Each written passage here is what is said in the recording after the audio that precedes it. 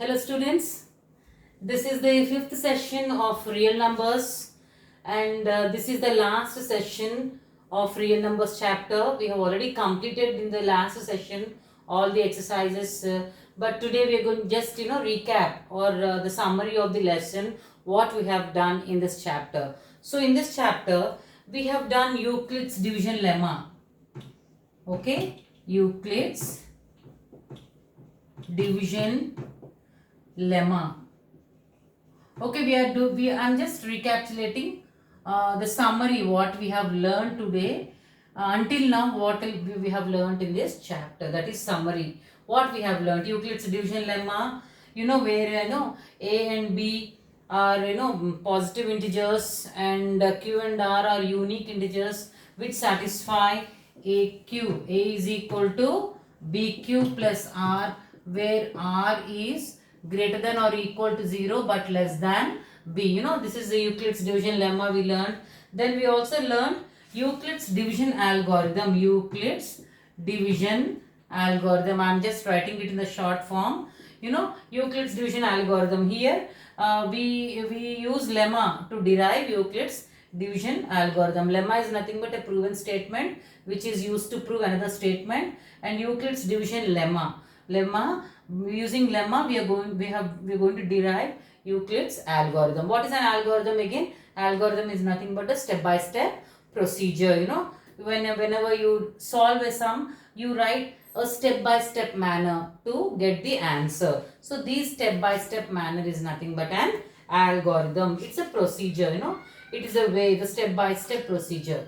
Okay. Next, even there is by what is the Euclid's division algorithm is basically we have used here to find the HCF.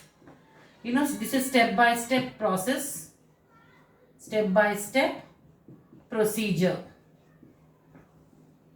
It's a series of steps, which gives a procedure to solve a sum. So Euclid's division algorithm basically we have used here to derive HCF, to find HCF, highest common factor. Okay, we have used this. Then we also used, we also learnt about the product of HCF and LCM is equal to the product of two numbers.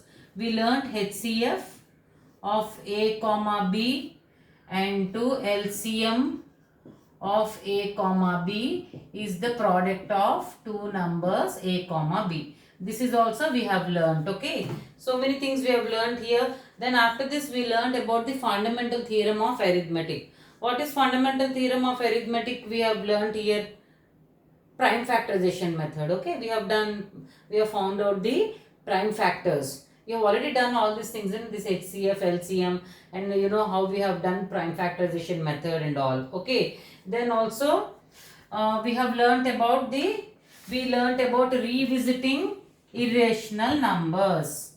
We have proving the irrationality of irrational numbers. After fundamental theorem, the third topic, the fourth topic is proving irrationality. Proving irrationality of irrational numbers.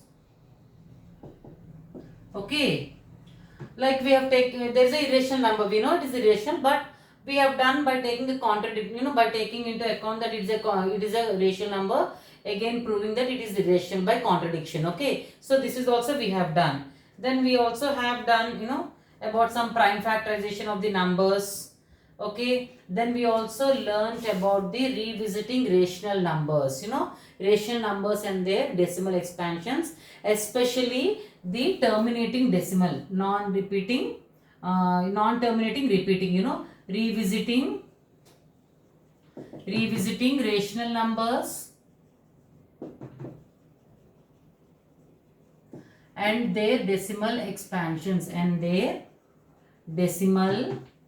expansions of the form 2 to the power of m into 5 to the power of n.